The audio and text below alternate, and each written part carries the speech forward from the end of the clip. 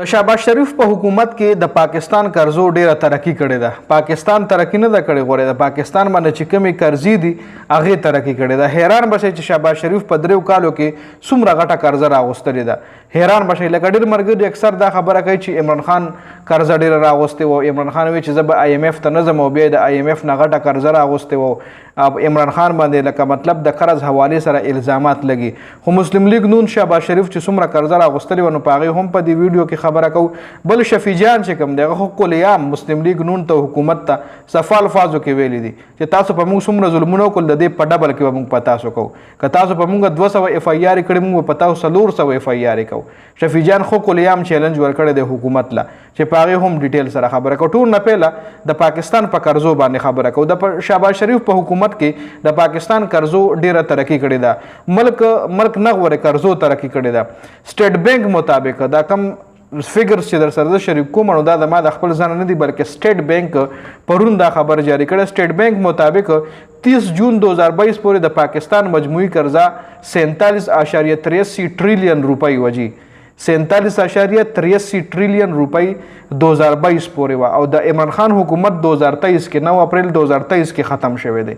یعنی 2022 پورې د پاکستان قرضه چې کومه وه 47.83 ټریلیون وه اور اوس 30 جون 2026 پورې د پاکستان باندې قرضه 83.64 ټریلیون روپۍ قرضه ده جی.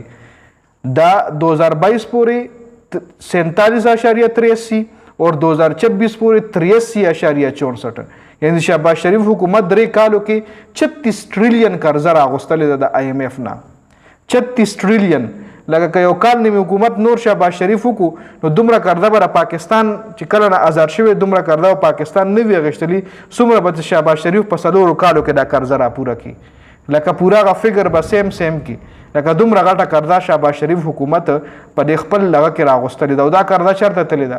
چېرته ډیولپمنټ کار پې شوی، چېرته غټه فیکټري پې لګېدلې، چېرته غټ بزنس پاکستان کې شروع شوی دی چې غریب عوامو له پکې فایده شته؟ نه جي، بالکل فایده نشته. پته نه لګي چې دا پیسې چېرته تللي دي. خبل شفیع جان ویلی دي که چېرې موږ ته بیا حکومت ملو شو، موږ ته بیا حکومت راغو د موږ لاسو ته نو که په موږ دی 200 FIR کړي نو موږ به په دی 400 FIR کوو. موږ به په دی دې نه زیات ظلم کوو، ګرفتاریانې به هم کوو. دی موږ د ډاکټر نه پرېږدي، نه میاشتې دی عمران خان ته ډاکټر نه دی پرېښی، موږ به دی ته 18 میاشتې ډاکټر نه پرېږدو. دی عمران خان سره چې څومره ظلم کړی د هغې په ډبل به موږ دی سره زیاتې کوو. دی چې عمران خان سره په جیل کې څومره زیاتې کړی د هغې په ډبل به موږ دی سره ظلم او زیاتې کوو. معفقول نشته دی.